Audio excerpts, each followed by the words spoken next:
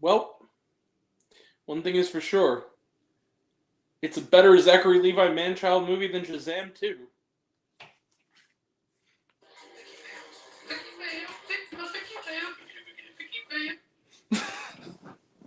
Hi everyone, it's me, Grant, the movie and TV guy. Welcome to Raise on Popcorn's Grant, everybody. And today, we are talking about a movie. Movies and TV, that's what we do here. And that movie is Harold and the Purple Crayon.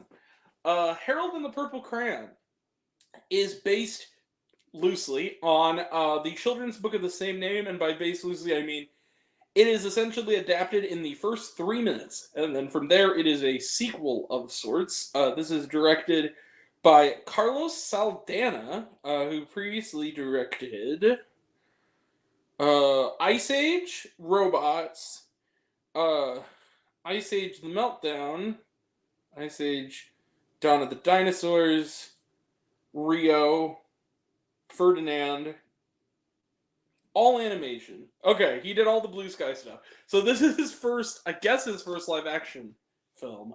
Partially live action film. And this is, based on the book of sorts, which of course was about the adventures of a young 4-year-old boy named Harold. He lived in a magical world where he had a magic purple crayon, and anything he drew would come to life.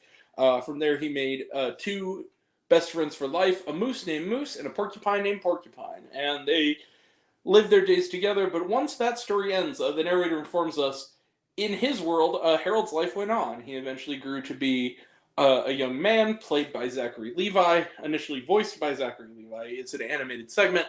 And he, Moose, and Porcupine still found themselves in and out of misadventures with the help of his magical purple crayon. But one day, Harold and the gang wake up to find that the usual booming voice of the old man that narrates their story has gone away. And drawing a literal door into the real world, Harold and his friends decide, we're going to find the old man, aka his creator, the man who drew him. It's kind of existential. And that's the first 5 minutes. And then they find themselves in the human world.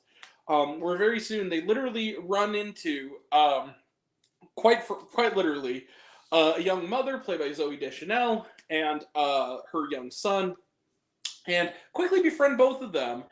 Though the mother is quite skeptical, the little boy is on board immediately and wows them with his magic crayon. And the boy decides to, named Mal, I believe, decides to help Harold and the gang find out where they came from. And along the way, there is a strange, kind of creepifying, incel-esque fantasy writer played by Jermaine Clement in full Broncanus Gentleman Broncos mode, who has eyes for Zooey Deschanel and also wants the power of the magic crayon. Can Harold and his friends save the day and find where he comes from, or will the magic of the crayon fade away? Let the adventure begin. So, Harold and the Purple Crayon is a strange one. Let me clarify something. I'm gonna give there is negatives. I'm gonna give them out of the way right off the bat.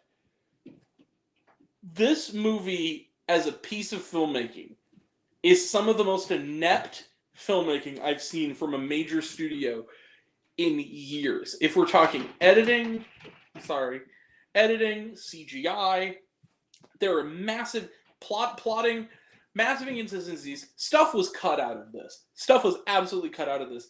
There are moments geographically where you don't know how characters ended up places from where they were. Nothing really adds up. Certain details are not visually represented at all that matter in the plot. It's all over the place. There are scenes where, also weird things, like Zooey Deschanel's character works at like this department, like this sort of Walmart-esque store, which I suppose is a real store. But most of her scenes there, it is clear that she is green screened very poorly into those locations. It looks very choppy. And this movie is also at 90 minutes, it's actually, if you take out the credits, it's more like 78 minutes. It's really short. And you can tell they cut out a lot of stuff. That being said, Also, there's a weird moment too where the Harold and his new young friend are having a conversation, and there's, for like a split second, there's this weird, but just enough for you to absolutely notice it. There's this weird pull-in shot out of nowhere that kind of makes no sense, and it's very strange. Like, it's almost like somebody lost control of the camera for like half a second. Those shouldn't be in like a major movie. That being said, all that out of the way, I kind of liked Harold and the Purple Crayon anyway, and the reason is this. Where this movie fails as a piece of filmmaking, and also, okay, one more thing. Zooey Deschanel's character is one of the dumbest characters I've seen in a while. It's always nice seeing Zooey Deschanel. I like her a lot. And she does what she can with kind of a nothing role. Her character is constantly shown these magical events, like right off the bat. And the plot requires her to basically be like, magic's not real to her son for like the majority of the movie, even though literally things that are unexplainable are happening right in front of her. And she's just like, nah, it's just sleight of hand. Nah, that crayon isn't magical. It's like, lady, hello. That being said, where those elements of the movie fail, however, where this movie succeeds, weirdly enough, is the script. Yeah, this is actually a pretty funny movie. I'm not gonna lie. I laughed quite a bit. And for the first, I passed the 6-laugh test pretty early and pretty often. And it kind of went far past that, and I laughed quite a bit. There were some genuinely funny parts. Not just funny slapstick moments, funny lines and funny jokes, like, that are actually for adults. Like, that are actually funny, like, adult joke, like, tips of the hat for the grown-ups. What a strange situation. I kind of feel about this movie the same way I did a movie I reviewed this time last year, The Country Club, where it's like, yes, as a piece of filmmaking, it kind of doesn't work, but as like a script and as humor and as like just the humor and like the delightfulness of it, it actually works really well. I was really shocked because this movie has like a 30% on Rotten Tomatoes, and I wonder why. Again, I get it if you're looking at it as a piece of filmmaking. I completely get it. But the writing's actually good in this. Like, I'm actually kind of amazed that, like, the writing is actually kind of solid and funny. It kind of was a pleasant surprise on the script front, because I was quite frankly dreading this movie as someone who, as a child, yes, did read Harold and the Purple Crayon. I was like, this just looks like a bastardization. It's not. This is a really charming, funny movie that was really a pleasant surprise. Like, at least when it came to the writing, I was really shocked at this. Yeah, this is a strange one. I'm gonna give kind of a modest thumbs up to this movie because I genuinely think it's clever and funny enough to actually warrant recommending at matinee price. Because I can't, in good conscience, ask you to pay full price for a movie that, on the filmmaking level, looks really bad and kind of is tonally off. But as a piece of like family comedy, the writing is actually really good. I was actually really shocked at how much I laughed at Harold and the Purple Crayon. It was genuinely funny. Harold and the Purple Crayon, I'm going to give 3.5 out of 5 stars. Like, surprisingly. I'm going to give it a matinee because it's just genuinely one of the funnier family comedies I've seen lately, which is weird because everything else about it kind of doesn't work, but I still was glad I saw Harold and the Purple Crayon. I actually kind of enjoyed it. So, I'm in the minority, I guess, even though I do admit that there are massive, massive reservations. A strange but moderate thumbs up. Like, this was better than I expected overall. And I definitely had a pleasant time watching it. I was never angry watching it. It's really kind of charming. Oh, and also, Zachary Levi, like, I should point out, last year was not a good year for Zachary Levi. He was in a lot of stuff, and almost all of it was bad. He's really lovable in this. He has a little bit of that spark of that Will Ferrell had in Elf. A little bit of it. And that's the other thing. Zooey Deschanel, this is the second movie in a row where Zooey Deschanel befriends a strange man in an even stranger, like, onesie jumpsuit. If I had a nickel for a time I saw a family comedy where Zooey Deschanel befriends a strange human from another world in a funny costume, I'd have 2 nickels, which is not a lot, but it's weird it happened twice. Yeah, but at least also there's not a romance angle too, which I appreciate. That I like. That he doesn't become her love interest. That actually was another benefit of this movie. Yeah, I liked this movie. I really enjoyed Harold and the Purple Crayon. Yeah, and 3.5 out of 5 stars. This was a solidly fun movie. I enjoyed it. There you go. All right. I'm not gonna lie and say I didn't. So, trailer trash. Let's talk some trailer trash. The Olympics at AMC Theaters. Talked about it. Looks good. Mufasa, the Lion King. Talked about it. Looks good. I guess, even though it's unnecessary. The best Christmas pageant ever. I remember reading this book as a kid. It looks a lot churchier than I remember the book being. Mind you, I haven't read the book since I was a kid, but it looks kind of funny. Pete Holmes is in it. I like Pete Holmes. It looks perfectly charming.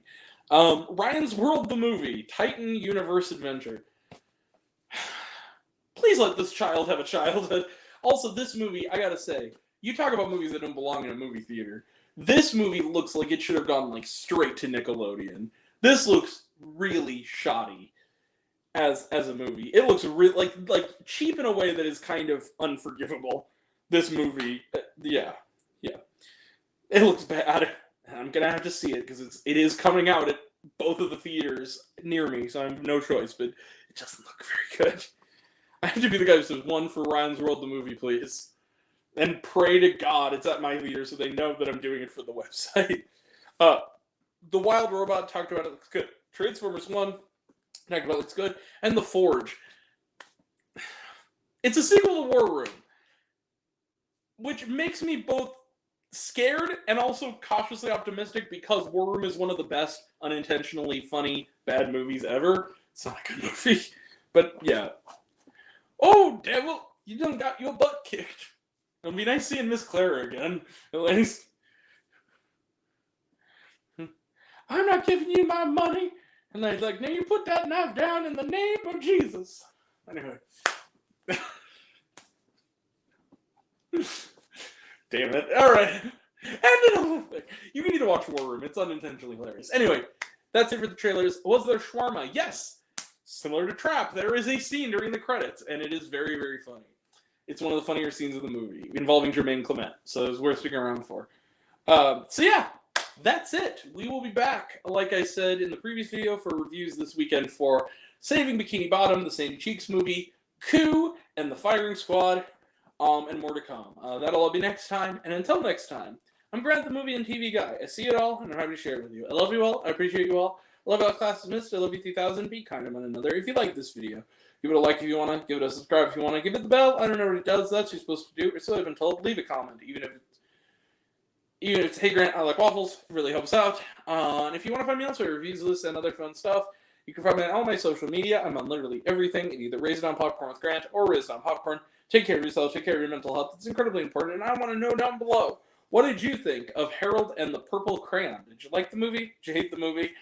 Think my opinion's good? Think I'm full of shit? Comment below. Let me know. And until we meet again, we're all raised on popcorn. Make mine with extra butter. I'll catch you guys next time. Take care, everyone. See you around. Bye.